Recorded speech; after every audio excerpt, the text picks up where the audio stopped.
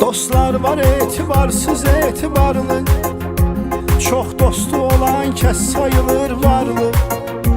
Dost var ağırdı hürmeti dağlardan, çünkü o keçib xeyli sınaqlardan. Az halda olur indi ürək dostu, amma o qədərdir işi çörək dostu. Pul çox olsa gəzsən gözəl maşında, çox dost olacaq süfrənin başında. Sən onlara verdikcə qonaqlıqlar, onlar deyəcək şən və sağlıqlar. Sən də deyəcəksən əla dostlarsız, Allaha şükür yaxşı ki siz varsınız. Hər can söyləyəndən dost olmaz insana, hər dostam deyəndən dost olmaz insana.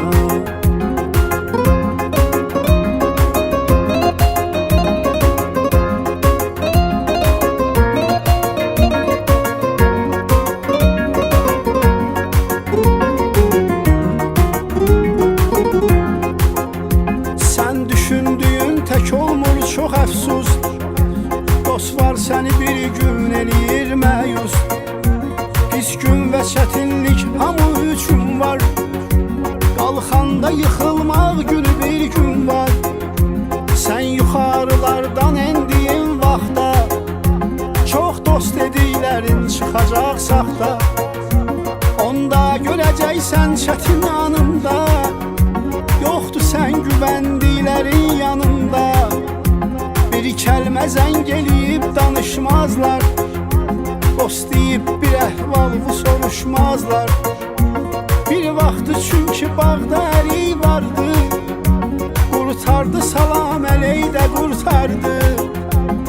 Hər can söyləyəndən dost olmaz insana, hər dostam deyəndən dost olmaz insana.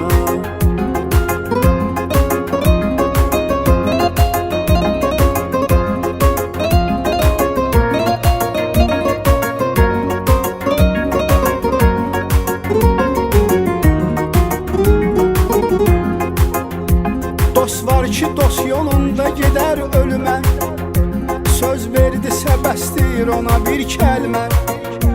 Bir işin düşsə söyləyər baş üstə, canım verər deyər tək can istə. Dost kimdir əsil bəndə gərək bilsin, pis dostun adın bir dəfəlik silsin. Allah sizə yar olsun əziz dostlar, saf niyyəti paş qəlbi təmiz dostlar. Ey dost çıxartma yadından nə badə, ta məhşərədək bil ki bu dünyada İnsan olanın dostu tək Allahdır, dar günündə yalnız kömək Allahdır.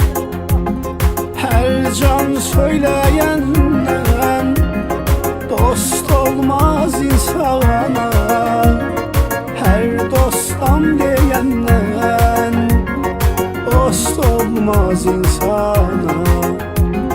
Hər can söyləyəndən dost olmaz insana, hər dostam deyəndən dost olmaz insana.